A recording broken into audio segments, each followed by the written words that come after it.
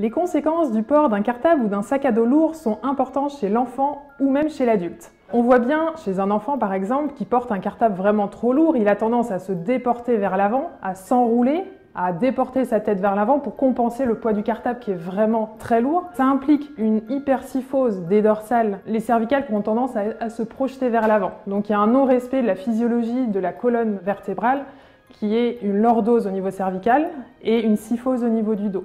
Donc ça impacte des douleurs au niveau lombaire aussi, un verrouillage au niveau des paravertébraux pour compenser, pour essayer de ne pas tomber en avant, d'essayer de garder ce centre de gravité, mais qui est finalement déporté vers l'avant alors que normalement il doit être bien axé au niveau du centre des pieds et du bassin.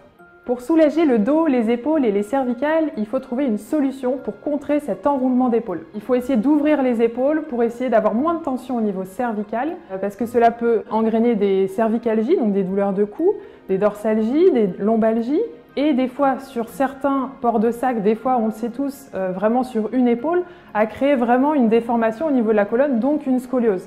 Donc il faut essayer vraiment de gagner cette amplitude et vraiment d'ouverture pour aussi éviter tous les problèmes de fermeture au niveau thorax, de diaphragme, le muscle qui permet de bien respirer, qui a tendance à se fermer. Donc la respiration se fait bien de manière abdominale, donc toujours avec une ouverture de thorax. Vraiment travailler sur ce point de vue. Alors on peut soulager les troubles musculo-squelettiques par déjà apprendre comment se positionner, les postures, le renforcement musculaire.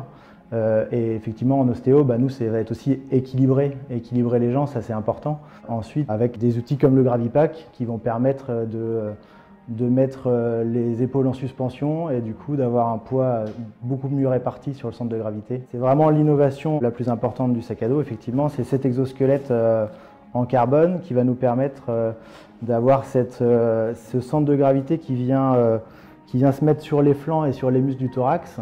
Et je trouve que c'est ça qui est le plus important, c'est vraiment cette liberté, encore plus que le centre de gravité qui est mieux positionné parce qu'on fait du vélo, on fait de la trottinette, on fait de la rando, on a les épaules qui sont libres, c'est vraiment super.